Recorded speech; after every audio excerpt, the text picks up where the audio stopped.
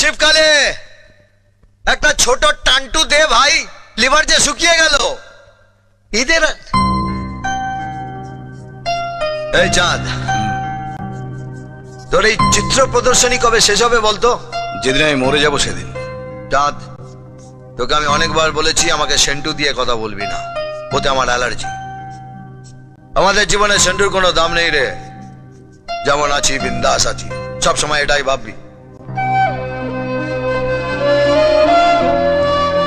কিন্তু মানিক, আমি যে আমার ভাগ্নে মুন্নার কথা কিছুতেই ভুলতে পারি না রে।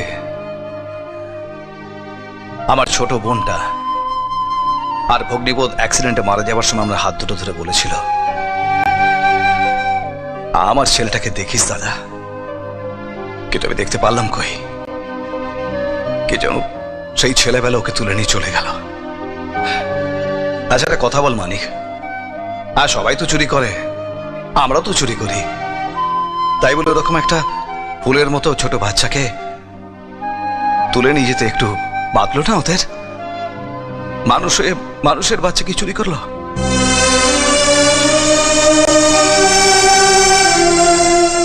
দুঃখ করিস না, একদিন না একদিন তুই তোর ভাগ্নেকে ফিরে পাবি। আমাকে দেখ, বিন্দাস। তুই তো সবকিছু পেয়েছিস, মা বাবার ভালোবাসা, বোন ভগ্নিপতি। আমি জানি না আমার বাবা মাকে। একটা ডাস্টবিনের পাশে কেউ আমাকে ফেলে দিয়ে গেছিল, নাম নেই, জাত নেই, পরিচয় নেই, বেওয়ারিশ একটা বাচ্চা। একটা ভিখারি আমাকে ডাস্টবিন থেকে তুলে নিয়ে যায়, সে আমাকে মানুষ করে। একদিন সেও মারা যায়, আর আমার পরিচয় হয়ে যায় জিরো, কেয়ার অফ ফুটপাথ। চেষ্টা পেলে বৃষ্টির জল, আর খিদে পেলে রাস্তায় পড়ে থাকা মানুষের এঁটো খাবার। এই দেখ, তোকে সেন্টুর কথা বন্ধ করতে বলে নিজেই সেন্টুর কথা শুরু করে দিয়েছি। তবে আমার কোনো দুঃখ নেই রে। ভগবান যখন কারো কাছ থেকে কিছু কেড়ে নেয় না, তার বদলে তাকে কিছু ফেরতও দেয়। যেমন আমাকে তোর মধ্যে একটা বন্ধু দিয়েছে।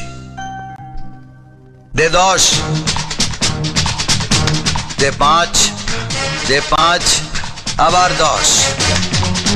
মানিক চাঁদ যেখানে, দুঃখ নেই সেখানে।